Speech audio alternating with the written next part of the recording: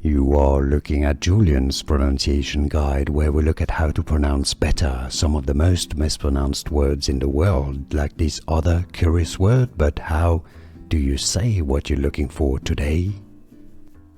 Let's learn how to pronounce this word in English. Both British and American English pronunciations are similar, so it's pretty easy once you know, meaning offering nothing that is stimulating or challenging, aka bland. Vapid. Let's break it down into syllables, not vapid. Vapid. Stress on the first syllable. Vapid. Let's learn how to pronounce this word in English. Both British and American English pronunciations are similar, so it's pretty easy once you know, meaning offering nothing that is stimulating or challenging, aka bland. Vapid.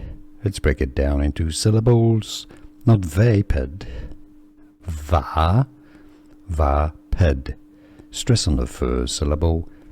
Vapid.